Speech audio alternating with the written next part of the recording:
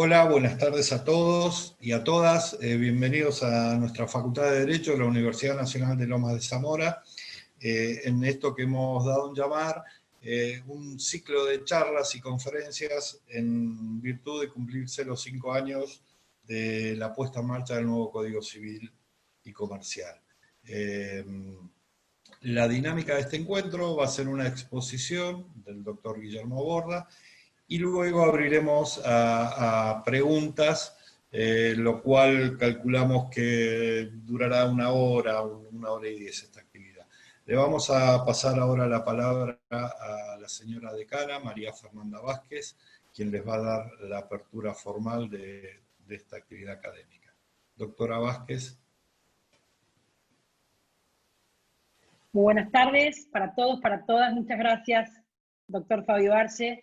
Y bueno, en esta tarde para mí es un placer realmente y me provoca una gran alegría ver los rostros, ver sus nombres acá en la pantalla. Es una manera de estar más cerca y es para mí muy grato poder presentar esta actividad de hoy que hacemos en el marco de nuestro homenaje, un homenaje que la Facultad de Derecho de la Universidad Nacional de Lomas de Zamora le está rindiendo a la reforma del Código Civil y Comercial, que empezamos hace pocos días y todavía tenemos una gran cantidad de conferencias que se van a ir desarrollando durante todo el mes sobre diversos tópicos. Conferencias que están dictando nuestros queridos profesores, y en el día de hoy, en esta tarde, está con nosotros el doctor Guillermo Borda, nuestro profesor de Derecho Privado Parte General, una materia de los primeros años de la carrera, una materia básica, de ingreso, por así decirlo, la puerta de entrada a nuestro Código Civil.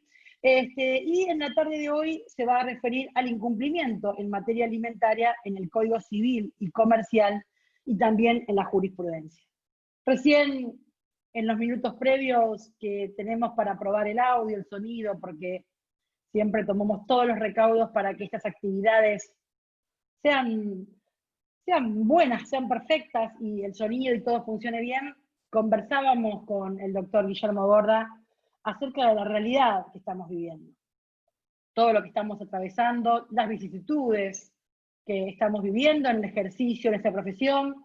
También las cuestiones que tienen que ver con el aislamiento, nuestra vida en familia, en comunidad, el impacto sin precedentes que tiene en nuestra salud, en nuestra economía, en nuestra actividad profesional, en nuestra actividad académica. Pandemia que la verdad que lleva bastante tiempo y que no tenemos certezas de cuándo este periodo de aislamiento, este periodo de emergencia va a finalizar. Pero un periodo en el cual se han modificado nuestras legislaciones, un periodo en el cual la justicia está organizándose para poder dar respuestas para el acceso inmediato a la ciudadanía, y también nuestra facultad. Facultad que allá por el mes de marzo tuvimos que, lamentablemente, como digo, cerramos nuestras puertas, pero nos abrimos a la virtualidad. Y hoy la virtualidad nos permite estar en contacto, estar en comunicación y poder día a día brindar no solamente la formación de grado, la formación de posgrado, sino también actividades como esta de actualización y de capacitación permanente. Vinieron hoy a escuchar al doctor Guillermo Borda. Les deseo a todos que esta sea una actividad fructífera, enriquecedora, en la cual no solamente vamos a escuchar a nuestro gran profesor, a un gran maestro, sino que también vamos a poder, con posterioridad, hacer las preguntas. Así que muchísimas gracias y un saludo muy grande a cada uno de ustedes.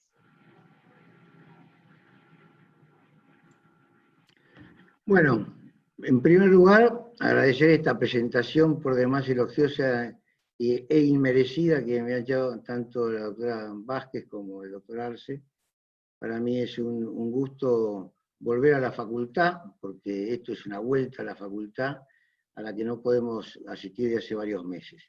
Y también es una forma de tomar contacto con todos ustedes para intercambiar un poco de ideas en todo un tema que realmente es un tema hoy además muy complicado, como decía la doctora Vázquez recién, en el momento que estamos viviendo. Pero bueno, vamos a empezar a tocar un poquito para lo que hemos sido convocados, que es el tema de alimentos en la familia. Antes de de entrar específicamente al tema de alimentos, quiero decir que tendríamos que ver un poco cómo es todo el tema de la familia, que es en definitiva la base, lo que va a dar sustento después al pedido o al reclamo de alimentos. La familia, como la habíamos concebido históricamente, estaba conformada por padres, hijos y nietos. Esa era la familia más pequeña, más reducida, que después se fue extendiendo por las transformaciones que ha habido a lo largo de los años. Hoy ya no hablamos más de la familia, esa familia pequeña, sino también hablamos de los parientes por afinidad, porque también integran la familia. Y hoy la familia ha cambiado. Ya no es más la familia matrimonial que conocíamos, sino también tenemos la familia proveniente de las uniones de hechos, la familia que se conforma con, digamos, la familia monoparental, que es la relación padre-hijo exclusivamente, la familia ensamblada, que es cuando dos familias se integran. O sea, vamos viendo que hay una cantidad de conformaciones de familia que, como decía el profesor peruano Barsi Rospigliosi, la familia ya trasciende las decisiones propias y planteadas por el hombre, sino que se extienden, van más allá. Y hoy la familia tiene además, la cuestión de la familia tiene como consecuencia el deber y la obligación de asistir a determinados miembros de la familia. Y esta asistencia fundamentalmente se da también en lo que se llaman alimentos. Pero conjuntamente con la obligación alimentaria que trae la familia y estos cambios en materia de familia, también se ha producido un hecho que es notorio y que estamos asistiendo día a día, que es el de la violencia familiar. Hoy la violencia que estamos viendo en el mundo se transmite también a la familia a través de distintos medios de comunicación, por internet, por la televisión, por la radio, que van creando una crispación en la gente. Y una de las formas de violencia también que tiene de transmitir violencia es el retaseo de los alimentos, es impedir, evitar a través de los alimentos, lleva violencia. ¿Por qué? Porque eso engendra la falta de pago de alimentos, engendra violencia entre los hijos, engendra violencia entre los cónyuges, etc. Entonces, ¿cuáles son las formas o cómo se puede tratar de ir amortiguando esto o tratando de evitar estos incumplimientos en materia familiar, que son los que producen enconos en la familia? Y esto no solamente acá en el país, sino en el mundo. Esta violencia no es patrimonio de los países desarrollados, sino también en otros países en vías de desarrollo. Y vemos que en el mundo se han tomado distintas medidas como para evitar que el incumplimiento de los deberes de familia provoquen determinados daños. ¿Por qué? Porque normalmente la gente que reclama alimentos acude a tribunales, la lentitud de los tribunales es muy grande acá y en todo el mundo, entonces siempre se ven retaseados en la parte alimentaria. Entonces, cada uno de los países ha instrumentado o ha establecido algunos sistemas para tratar de culminar a los padres a cumplir con sus obligaciones alimentarias. Digo esto partiendo de la base primero de los padres respecto de sus hijos. ¿Y qué vemos que es lo que ha ocurrido en el mundo? Fíjense ustedes, en países de grandes libertades, como por ejemplo en el caso de Francia, los franceses han establecido una serie de medidas a través de leyes y a través de disposiciones jurisprudenciales que conminan a los que tienen el deber de alimentos, están conminados a pagar los alimentos, si no es con la detención de algunos de los ciudadanos, que ya hoy es impensable, además es una medida poco efectiva, pero han tomado algunas medidas que sí valen. Por ejemplo, impedirle salir del país si no cumple con las obligaciones alimentarias. O el Estado, en el caso de Francia, por ejemplo, dice, bueno, el padre que no paga alimentos a sus hijos, el Estado se va a hacer cargo de los alimentos y después va a repetir contra el obligado al pago. O les va a hacer una quita de las jubilaciones que tienen a percibir, o no le van a permitir obtener créditos en las líneas bancarias, o no le van a pedir tarjetas de crédito. O sea, los van conminando con determinadas restricciones a que cumplan con sus obligaciones alimentarias.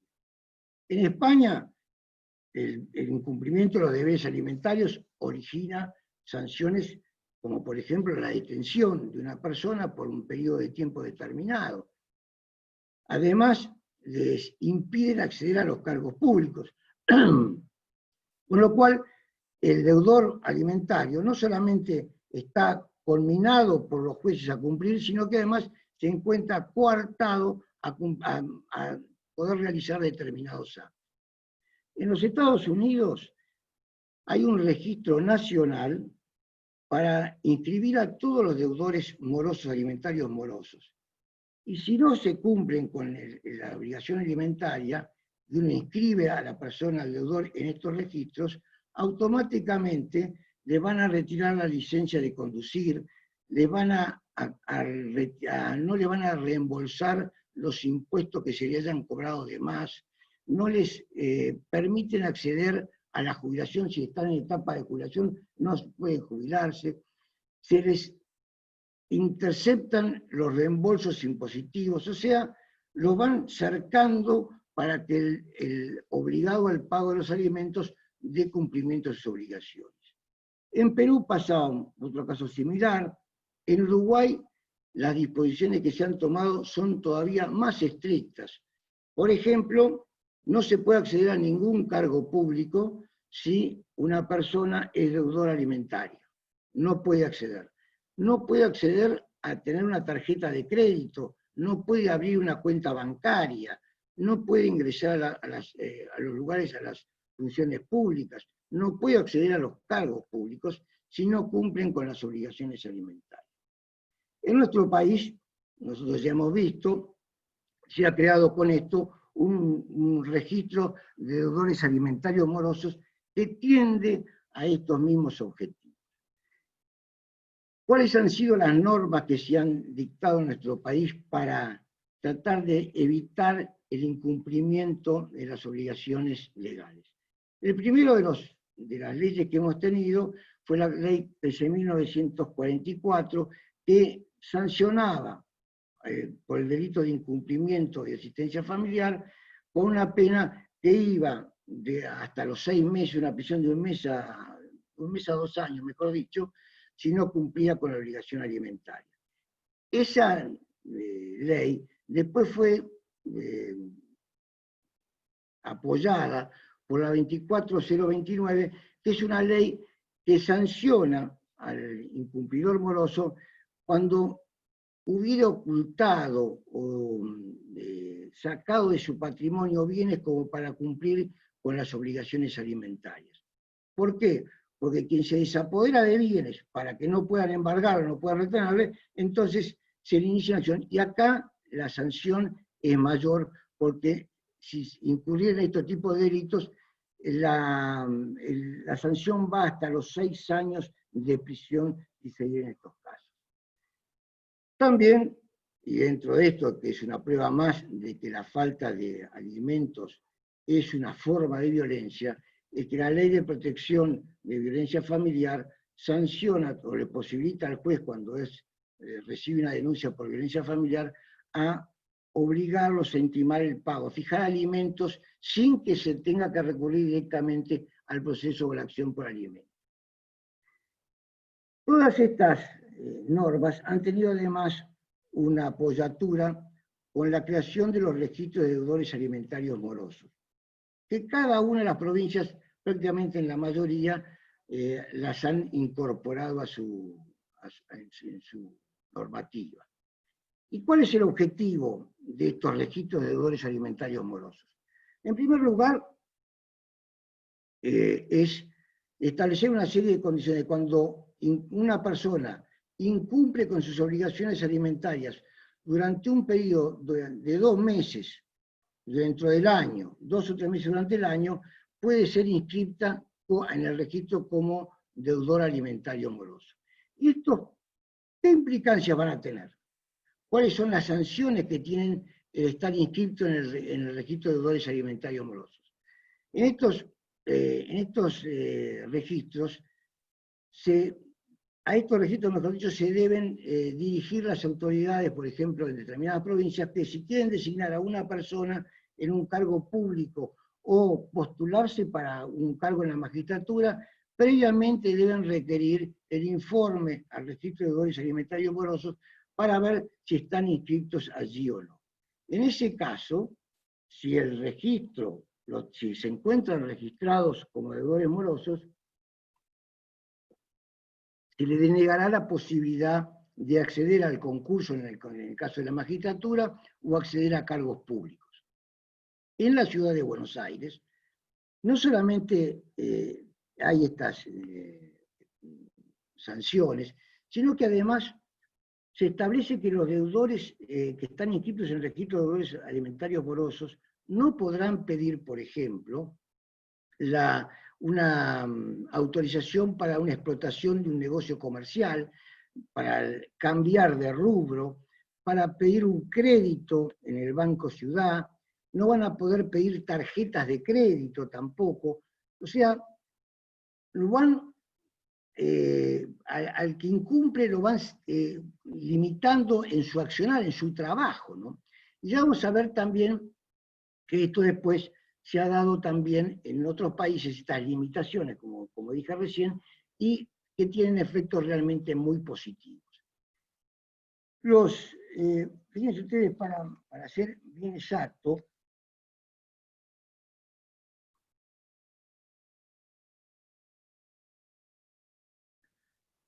en los municipios, en la ciudad de Buenos Aires, no van a poder participar ni obtener adjudicación o cesión de viviendas sociales, tampoco van a poder participar en los organismos de fomento de producción que otorguen créditos, y como les decía recién, no se les va a permitir abrir cuentas corrientes ni nada por el estilo. Estas limitaciones están además en un todo de acuerdo con las reformas que ha introducido el Código Civil y Comercial. Perdón, previamente, quiero decir que en estos registros han tenido un aumento realmente significativo de inscripciones.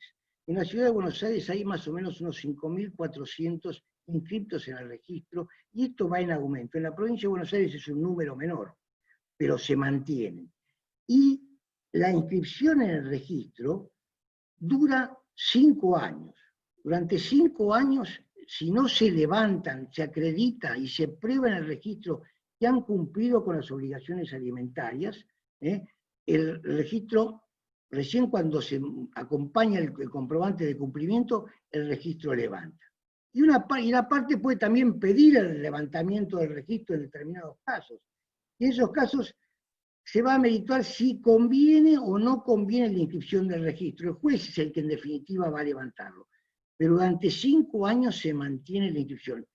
Y muchas veces pasa que nadie acciona para que se levante, y entonces con el transcurso de los 5 años automáticamente se levanta la inscripción. El 98% de los inscriptos en los registros corresponden a hombres. Y hay un 2% que corresponde a las mujeres. O sea, los incumplidores somos los hombres y no las mujeres en las obligaciones alimentarias. Pero a este tipo de sanciones tenemos además otro tipo de sanciones, que es la que establece el código, por ejemplo, cuando la persona que incumple con las obligaciones alimentarias incurre en una causal de indignidad. O sea que además de las sanciones teníamos, está la posibilidad de que la persona que iba a recibir algún beneficio como consecuencia del fallecimiento de un pariente es declarado indigno y pierde el derecho a la herencia como consecuencia de la falta de alimentos o la falta de asistencia. Otra de las incorporaciones que ha tenido el código y que realmente son muy meritorias es establecida en 2 artículos, el artículo 552 y 553 del Código Civil y Comercial. Establecen, a mi modo de ver, 2 cosas realmente muy importantes. ¿Por qué digo muy importantes? Porque el artículo 552 habla de lo que van a ser los intereses la fijación de los intereses en el caso del cumplimiento de los deberes alimentarios. Saben que normalmente cuando alguien accionaba para reclamar alimentos, después de todo un proceso, los jueces normalmente aplicaban la tasa pasiva de los alimentos adeudados. Por lo tanto, originaba ineludiblemente un enriquecimiento por parte del deudor moroso. El incumplidor tenía un beneficio. ¿Por qué tenía un beneficio? Porque dejaba pasar el tiempo, no cumplía con sus obligaciones y pagaba con una moneda totalmente devaluada. Y no era el equivalente a lo que debía pasar. Hoy el código ha terminado con esta dicotomía de premiar al deudor moroso y le da amplias facultades al juez para que elija la tasa activa más alta que encuentre en el mercado. Y esto lo deja librado al criterio, por supuesto, de los jueces. Y así ha habido numerosos pronunciamientos donde han empezado a buscar, a través de esta norma, han empezado a encontrar las posibilidades de obtener un resarcimiento realmente importante. En la provincia de Chubut, uno de los jueces, me debería leer exactamente lo que resolvió uno de los jueces en materia de... Daba, la provincia tenía como intereses, fijaba los intereses en la tasa más alta era del 37%. Sin embargo, en las operaciones de descuento, el Banco de la Nación Argentina, para esas operaciones fijaba una tasa de interés del orden del 48%. Entonces dijo, bueno, ¿cuál es la tasa más alta? La tasa más alta es la del Banco de la Nación, no la de la provincia de Chubut. Y por lo tanto corresponde que se le aplique la más alta. Pero no es un castigo, no es porque se me ocurre, sino porque esto es lo que dice el código. El código dice expresamente que será, dice, las sumas por alimento, por el incumplimiento en el plazo previsto, devenga una tasa de interés equivalente a la más alta que cobran los bancos a sus clientes según las reglamentaciones del Banco Central, a la que se adiciona a la que el juez fije según las circunstancias del caso. O sea, que a este tipo de sanción todavía los jueces tienen la posibilidad de aplicar una tasa de interés mayor. Y esto es lo que ha ocurrido, por ejemplo, con lo que resolvió la Cámara Civil y Comercial de Morón, con un fallo, con un voto del doctor Gallo, en donde no solamente fijó la tasa más alta, sino que además la duplicó. Y dijo que el hombre tenía los medios suficientes como para abonarla, vivía en un country, con todo, viajaba, realizaba una vida por demás holgada, y lo que hacía era incumplir porque no quería, era una forma de violencia contra su mujer, contra sus hijos, y entonces el juez, los camaristas entendieron que había que aplicarle además de la tasa más alta, duplicarla. ¿Para qué? Para que realmente le significara un gravamen al incumplidor, al deudor, y de esa forma fue culminado a cumplir. Esto, fijándose en el artículo 552. El otro artículo que para mí también tiene enorme trascendencia es el 553, que esta es una incorporación que ha hecho el legislador que realmente, a mi modo de ver, es estupenda.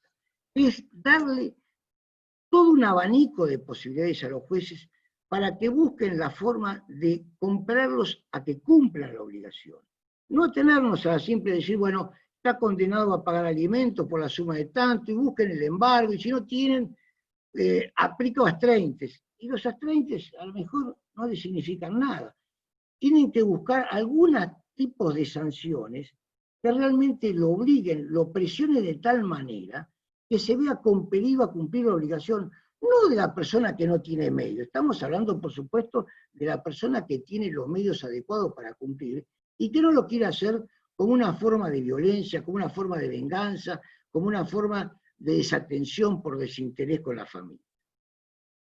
Y entonces, cuando el artículo 553 dice que las otras medidas para asegurar el juez puede disponer el responsable del cumplimiento reiterado de obligación alimentaria, medidas razonables para asegurar la eficacia de la sentencia. ¿Y quiénes son los que van a poder pedir o poder que sepan cuáles son las medidas razonables como para que se cumpla esto? Y van a ser las partes. Las partes son las que le van a poder llevar al juez las ideas, las razones, lo que más le va a doler al incumplidor a que cumpla con su obligación. Ese es el familiar, el que ha estado al lado de él. Y así se han dictado una gran cantidad de fallos que realmente, a mi modo de ver, son muy, muy llamativos y muy demostrativos del peso que tiene esto. Por ejemplo, en la ciudad de Mendoza había un incumplidor, un matrimonio con 2 hijos separados. El marido, la mujer había intentado por todos los medios tratar de percibir los alimentos que le debía el marido, era imposible. Y entonces le sugirió a los jueces una serie de medidas. ¿Qué eran las medidas? El marido desatendía sus obligaciones y viajaba. Era abogado, era un colega nuestro, abogado, trabajaba en la profesión, con mucho éxito. Y entonces, la mujer dijo, acá las medidas que hay que tomar son, le pido al juez que tome que le impida salir del país, que no pueda viajar. Si quiere viajar, que primero cumpla con sus obligaciones. Y entonces, se presenta acá la disyuntiva. Nuestra Constitución nos permite entrar y salir, transitar perfectamente con total libertad por el país. Si le impido la salida del país, estoy yendo en contra de lo que establece la Constitución. Y entonces los jueces dijeron, no, acá no hay una disyuntiva, porque la facilidad, la posibilidad de salir del país es perfectamente amplia. Lo que pasa es que debe cumplir primero con determinadas obligaciones, que son las fundamentales, puestos en un plano entre salir del país y pagar los alimentos, hay que privilegiar uno u otro. Entonces, privilegiamos los alimentos y por lo tanto el señor no va a poder salir del país, hasta tanto no cumpla con sus obligaciones alimentarias. Y además, le digo que lo voy a inscribir en el registro de deudores alimentarios morosos, lo que le va a significar impedimento para ir a poder presentarse en determinados lugares. Y no solamente eso, que si sigue incumpliendo, se lo voy a hacer conocer al colegio de abogados y a los tribunales para que sepan la actitud que ha tenido. Y no me satisfago con eso, dice el juez, sino que además le voy a hacer cumplir durante 20 horas al mes con la obligación de tener que ir a un instituto asistencial a explicarle a determinados públicos cuáles son las obligaciones alimentarias, cuáles son las sanciones que tienen los incumplidores morosos, o sea, enseñar que eso que él hace está mal y por lo tanto es condenable. O sea, son formas de ir llevándolo a la persona a cumplir.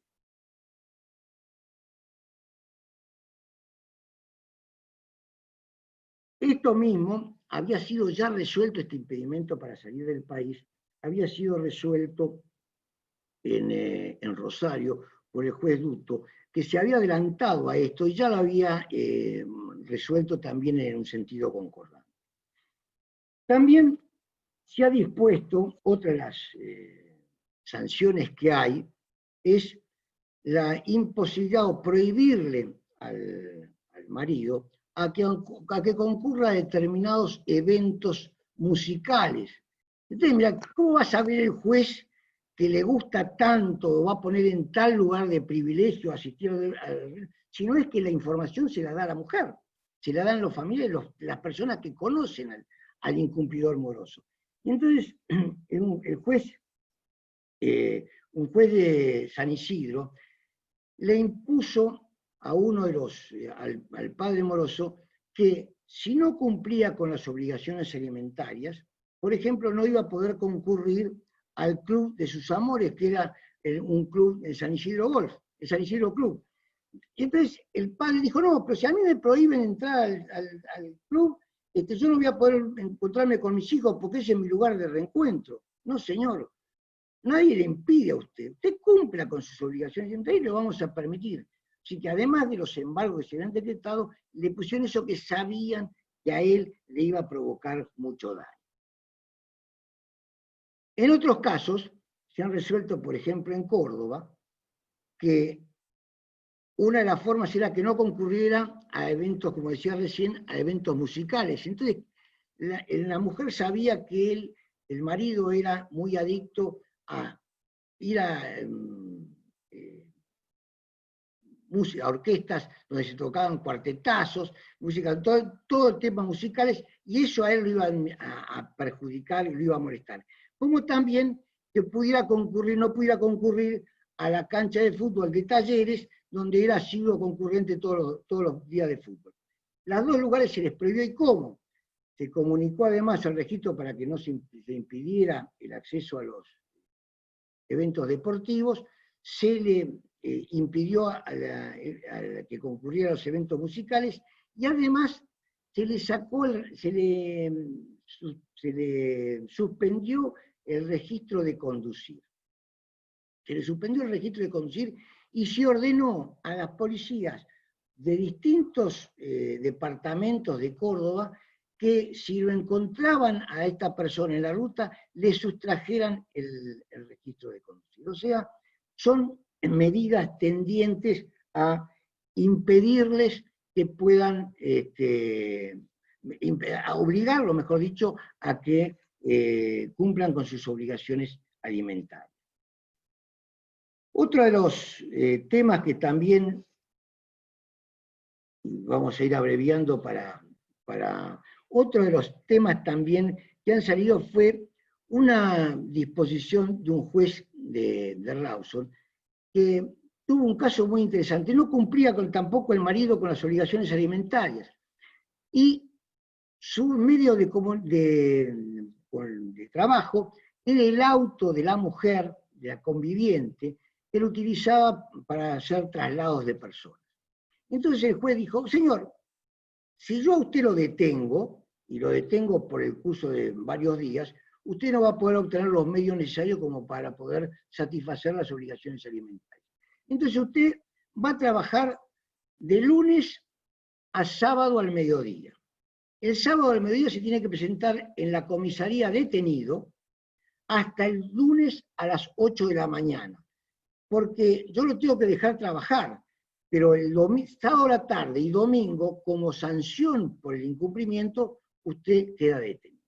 O sea, vemos en estos casos distintas formas de llevar al deudor alimentario moroso a que cumpla con sus obligaciones alimentarias.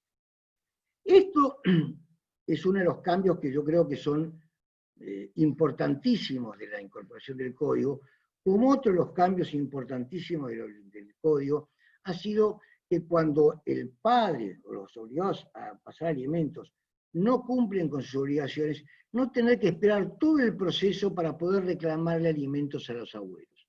Hoy se puede plantear, en el mismo momento que se reclama los alimentos a los padres, se puede reclamar alimentos a los abuelos porque ya saben que no van a poder, o sea, evitar un dispendio judicial.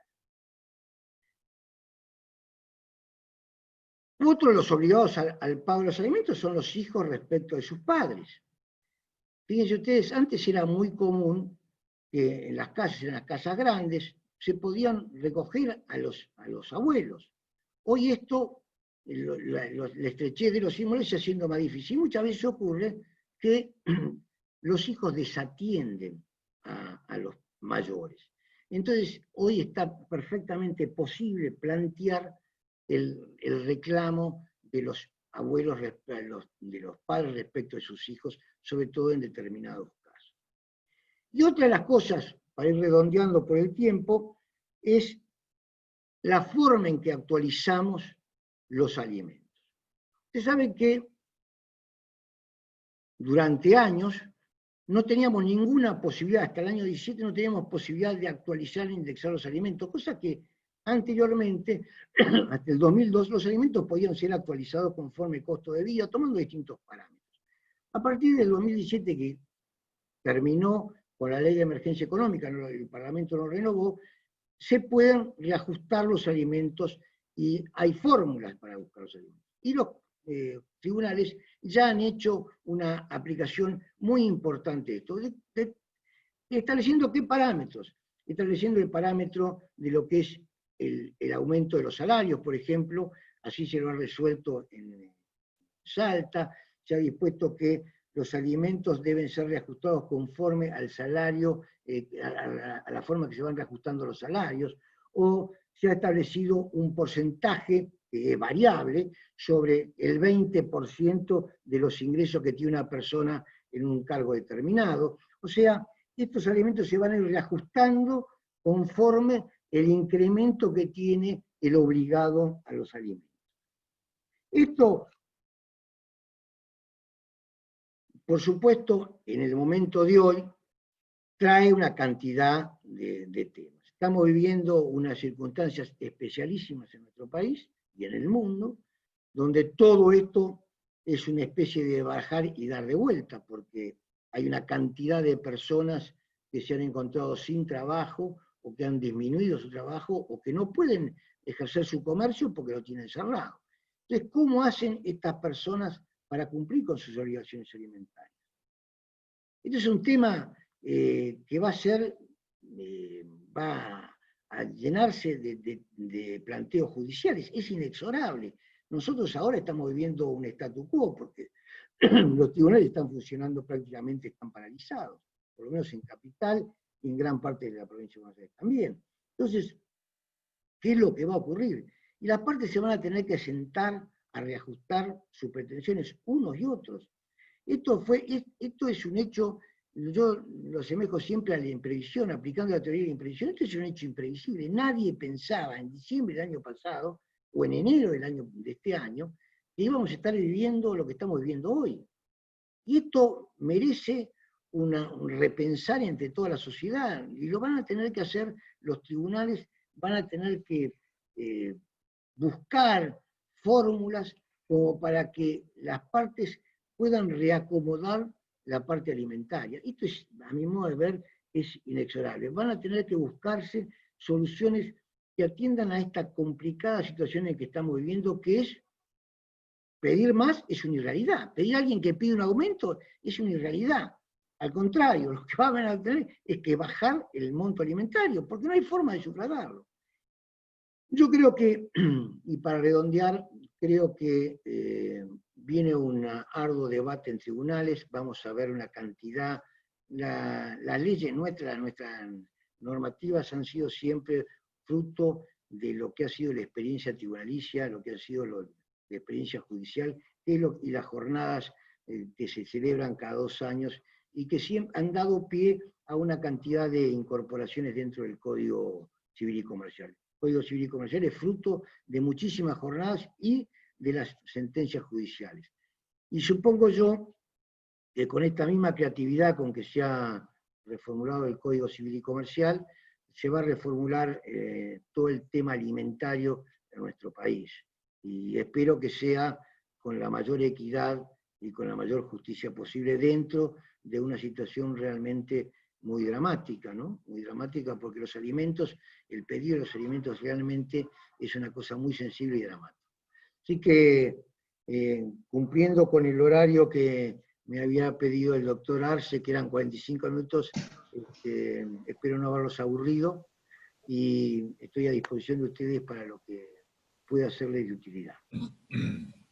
Muchísimas por gracias. Supuesto que todos los fallos y están a disposición de ustedes. Tengo una larga lista, mucho mayor que la que tengo, con una cantidad de casos que son muy entretenidos además para ver. Muchísimas gracias, doctor. Muy clara su exposición. En cuanto al material que hace referencia, seguramente vía mail, quizás nosotros se lo pidamos, así se lo podemos hacer alcanzar a algún integrante de esta conferencia que lo solicite. Ahora le vamos a dar lecturas a algunas preguntas. Desde ya le adelanto que las críticas hacia su disertación han sido de excelencia, así que, como esperábamos, han sido así. Le vamos a leer a través de... Han sido benévolos, entonces. ¿Qué No, crítica, chicas? han sido más que justos, diría. Le voy a pasar la palabra al doctor Ezequiel del Valle, quien les va a leer algunas preguntas que han ido manifestando los integrantes de esta actividad. Muchas gracias, doctor Arce, muchas gracias, doctor Borda, por toda la exposición. Le paso a leer la primer consulta, que es de Pavón, y dice: ¿cómo qué ejemplos son las medidas que puede llegar a tomar para que el deudor cumpla con sus obligaciones del artículo 553 del Código Civil y Comercial? ¿Cómo? Me repite, no comprendí la pregunta exactamente. ¿Cuáles son los ejemplos que usted puede dar tomando como referencia el artículo 553 del Código Civil y Comercial? Y bueno, mire, el primero es impedir salir del país, no ocupar cargos públicos, prohibirle que vaya a lo que yo recién decía de establecimientos de un partido de fútbol, si es un fanático, digamos, del fútbol, impedirle acceder a eventos culturales, impedirles salir del país, trabajar, por ejemplo, hay un caso de un hombre que era marinero, trabajaba en la marina, en viaje, se le impidió poder desarrollar ese trabajo en la marina porque hasta tanto no cumpliera con sus obligaciones. O sea, todas las medidas que le originen el mayor problema al deudor alimentario. O sea, estas medidas tienden a crearle un problema, que no sean una cuestión ajena a él, que si las toman no le signifique nada. Le tiene que originar un perjuicio, un problema. Es la única forma de obligarlo, porque usted no lo puede obligar porque no tiene nada que embargarle.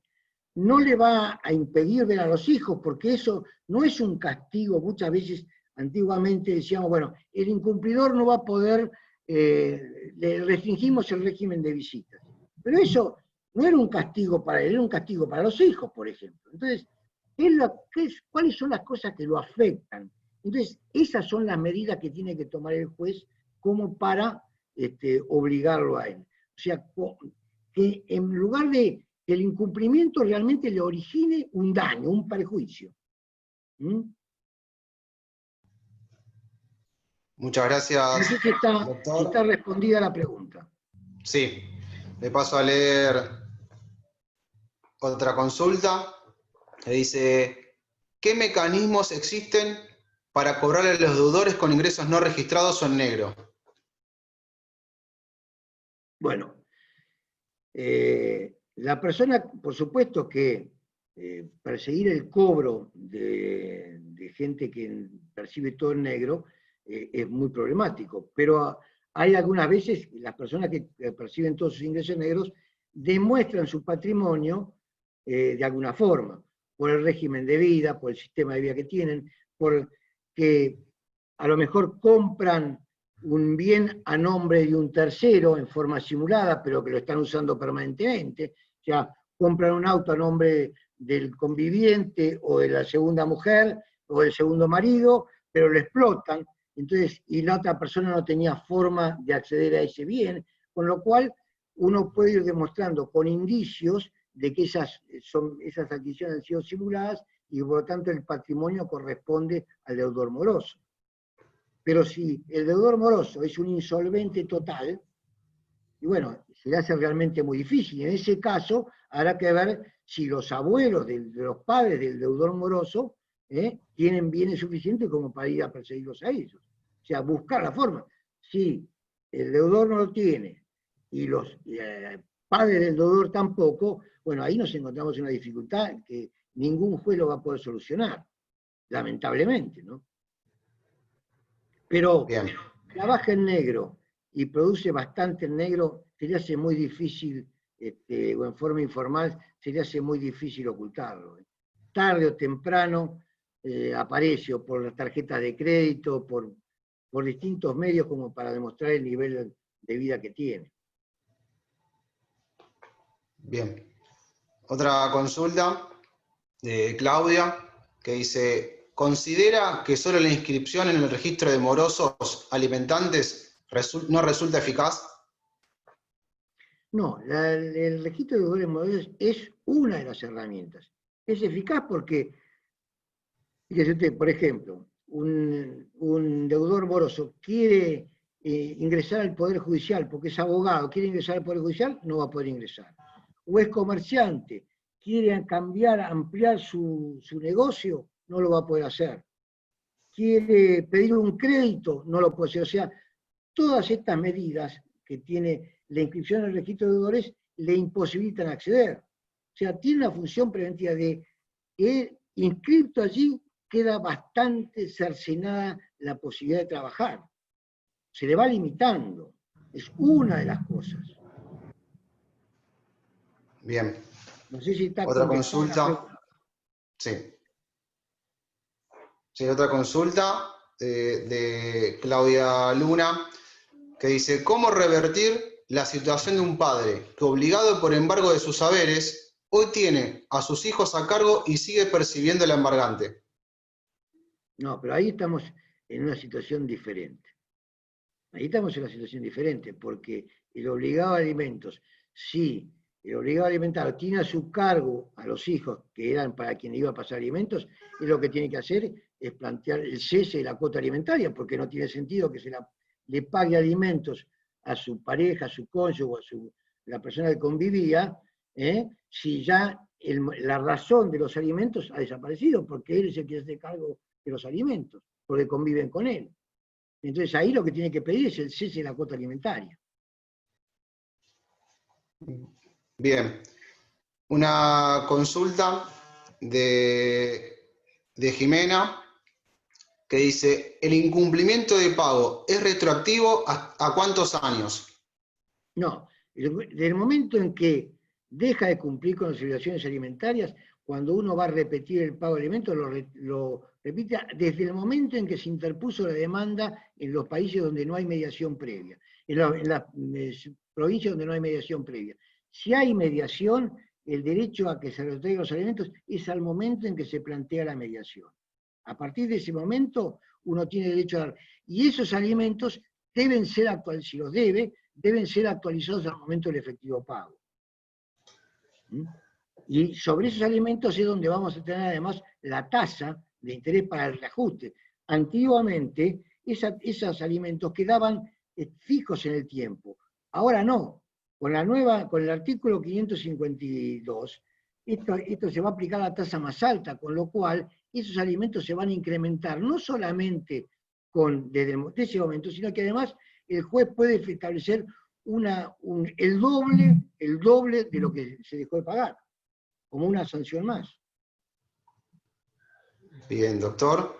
Le va a hacer otra consulta de Stephanie, que dice, en cuanto al actual contratiempo que genera la pandemia, ¿cómo pueden acceder las familias al juzgado que atiende la causa para continuar con el proceso de alimentos?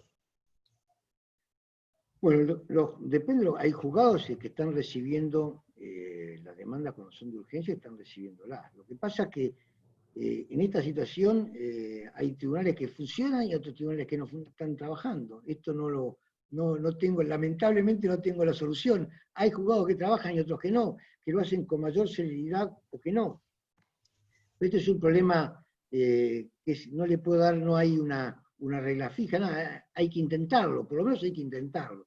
Y en las cosas de alimentos hay una mayor disposición a admitirlo, ¿no? Incorporarlo. Perfecto. Muy bien. Le voy a hacer una consulta de Marcos, que consulta. En el caso que el trabajador no esté registrado y no se pueda establecer un monto, ¿se puede utilizar el salario mínimo vital y móvil como punto de referencia para establecer un porcentaje de alimentos?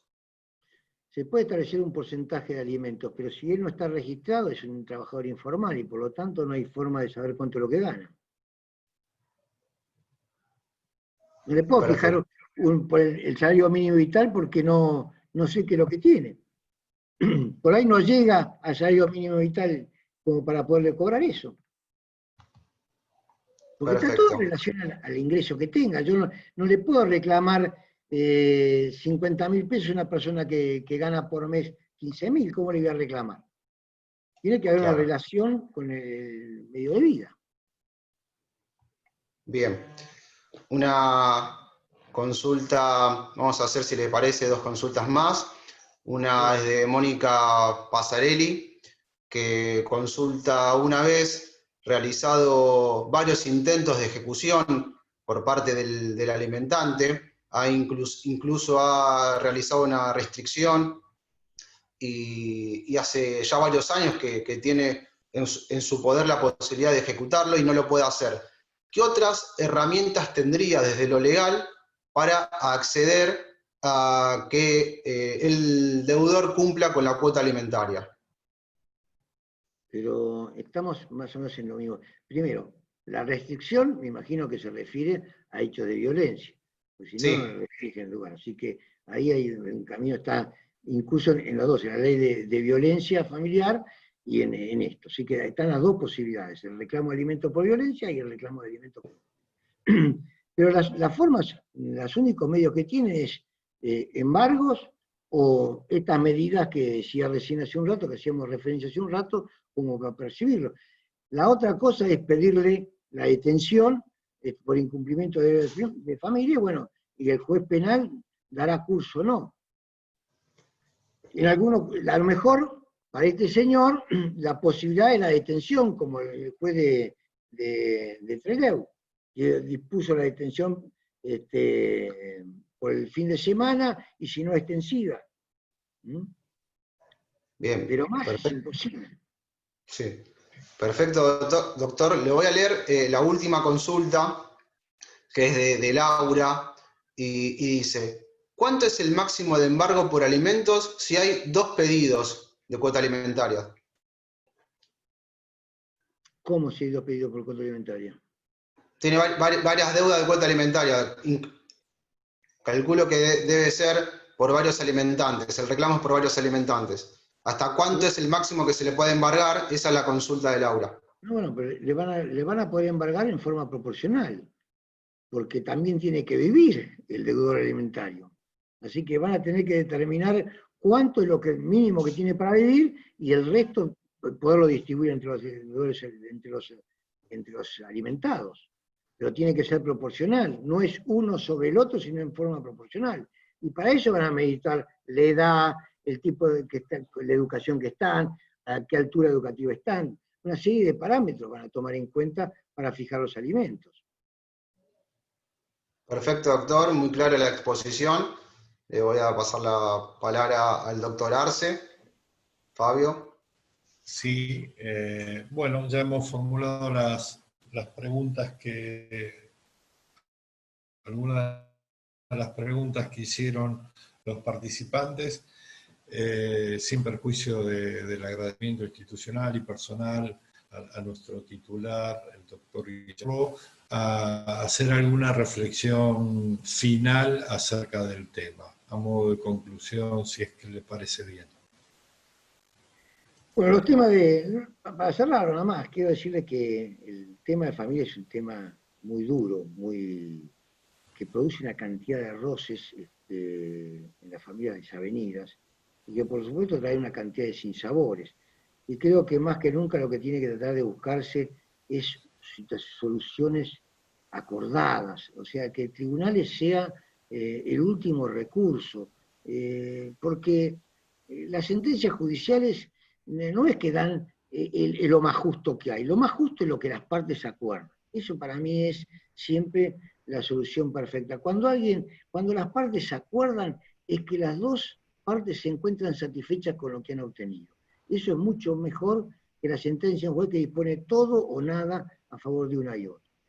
Y todos los temas de familia son muy duros, son muy difíciles, y la vivencia lo que estamos viviendo ahora, y máximo en esta pandemia, lo pone de manifiesto. Han aparecido una cantidad de separaciones y divorcios, porque la convivencia obligada que nos ha llevado esta pandemia también ha traído, así como ha traído más afirmaciones familiares, también ha producido desintegraciones. Y esto es lo duro. Pero bueno, el tema de familia es un tema realmente apasionante y por suerte el Código Civil y Comercial se le ha hecho gran hincapié a todos los temas de familia. Y en muchos de ellos han encontrado soluciones realmente muy plausibles. Yo encuentro cosas muy, muy buenas del Código, siempre lo digo, en una cantidad de temas. Se terminó, por ejemplo, con el famoso tema del divorcio contradictorio, que para mí era una cosa que la vengo peleando desde hace años, siempre estuve en contra, porque para mí es estar imputándose mayor culpa o menor culpa de una parte que es un disparate. Hoy eso se ha terminado, con lo cual se evitan roces, se evitan más violencia que transmiten a los hijos. Entonces creo que como eso hay una gran cantidad de aciertos, la compensación económica y muchísimos temas más, la ampliación de la porción disponible. Hay logros en materia de familia realmente muy valiosos en nuestro país. Hay otras cosas que por supuesto yo no las comparto, pero bueno, uno no puede compartir todo, no tiene por qué compartir todo, ni coincide en todo. Pero creo que ha sido una puesta al día de nuestro derecho, el Código Civil y Comercial. Así que bueno, les agradezco muchísimo la atención, espero que no se hayan aburrido mucho, y bueno, nos encontraremos en otro momento. Muchísimas gracias a la doctora, a la decana, que siempre me trata con el mayor afecto y cariño. Lo mismo, doctor Arce, muchísimas gracias por su invitación, que me comprometió. Dije, sí, no, una hora, doctor, es mucho una hora, y al final se voló la hora. Voló la hora.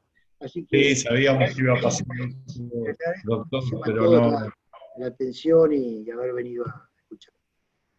Créame que no fue una trampa. Lo que pasa es que es tan rico todo lo que ha expresado a lo largo de su disertación que pasa rapidísimo. Agradecerle a Nuestra Señora Decana por acompañarnos en todas estas actividades. Está siempre con el compromiso de la gestión diaria. Agradecerle a muchísimos profesores que vemos acá en la sala y seguramente invitarlos de nuestro próximo encuentro en materia de reforma del Código Civil. Este es un aviso parroquial. Es el miércoles que viene, que vamos a abordar con nuestra titular de contratos los aciertos y desaciertos a 5 años del Código Civil. Así que los invitamos a todos para el miércoles que viene, está en la agenda semanal de nuestras actividades, y damos así por finalizada esta excelente actividad el día de la fecha. Muchísimas gracias a todos. Muchas gracias, doctor, nuevamente. Muchísimas gracias, María Fernanda. Muchas gracias a todos. Hasta luego.